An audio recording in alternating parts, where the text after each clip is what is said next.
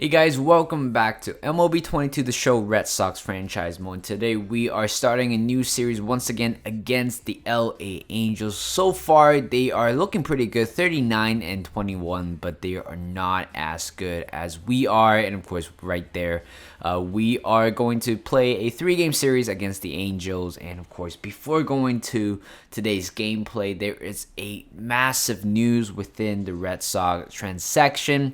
You guys know that Austin Davis, Austin Davis, and also Sawamura, both of them have been DFA earlier on today, which means I believe a new pitcher called Zach Kelly will be called up. Apparently, the Red Sox has selected his contract to pitch or get called up in the following series against the Minnesota Twins.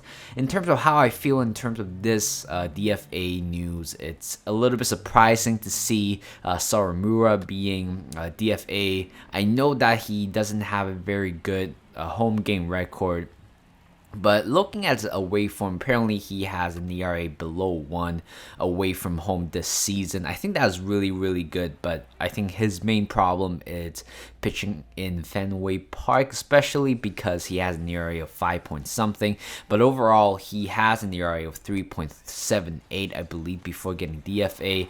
And right now, I don't know what's the plan for Sawamura again, because I feel like I think he is probably one of the better, not the best, but one of the better reliever for this season. But Austin Davis, it's been long overdue, to be honest, because I feel like he should have been DFA, or he should be part of the trading block during the trade deadline. But I'm not quite sure why Chaim Bloom decided not to trade him off to another team, because honestly, every time he comes on, you're expecting him to at least lose 3 to 4 runs in one inning, and that's exactly what he did. Honestly, I was quite praising for him earlier on in this season. He was posting an ERA averaging in 2 point something, above a little bit over 2.0 ERA, but all of a sudden for the past 3 months he has been pretty much horrible. And the same way goes to Ryan Brasier, to be honest, because I think he should have been DFA instead of Sawamura. Everybody knows that, because if there's 3 relievers that we're thinking about DFA, Davis, Sawamura, and also Brasier, you would definitely pick if you have to DFA 2 of them, it has to be Brasier and also Davis. But in this case, not quite sure why. Apparently, I don't know, this news that I read, apparently one of the Japanese fans said that the reason why Sawamura has been DFA is because he was 1 game away from activating 1 million bonus. I'm not sure if that's like a reliable news, but hopefully I do see Sawamura back in the Red Sox very soon. But apparently he signed a 2-year contract. I think in general, I don't think he will be pitching for the next season, but it'll be nice to see him again in the jersey very soon. But honestly, we don't know yet.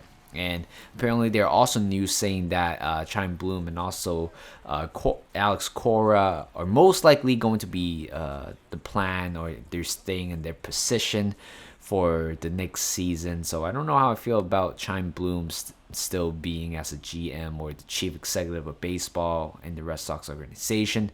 Not sure how I feel about that, but honestly, Alex Cora should be, still being the manager, because I think he's a very good manager. It's the fact that he doesn't have good players around him, so it's really hard to manage. And apparently, I heard that Xander Bogaerts and also Devers might be extending the contract very soon.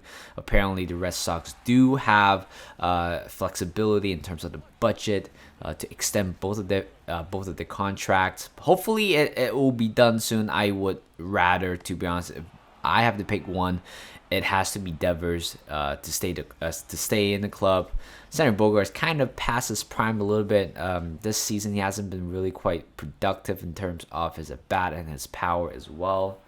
But that's all for today's news for the Red Sox. Going back into the game, right there, 1-0 so far for the Red Sox. Conforto with a solo home run, and Ohtani was pitching. again, Otani was fantastic throughout the whole game. So does Rich Hill, to be honest, which is very. I was very surprised about that. But honestly, right here, last out, it's a ground ball through the middle to center fielder. And right there, I have no clue why Max Stassi decided to run on that play, because that was a very horrible base running. You are one run down and decided to go for a double. Very bad choice to run, to be honest. But right there, we take game one of this 3-game series against the Angels. 1-0 was the final score.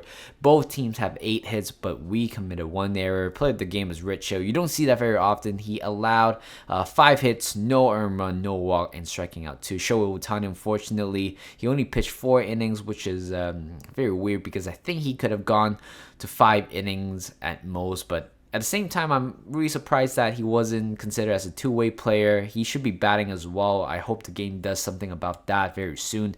Matt Barnes collecting his 9th save of the season. Thank you guys for watching. Hope you guys enjoyed this video. Like this video, subscribe to my channel, and I'll see you guys in a bit.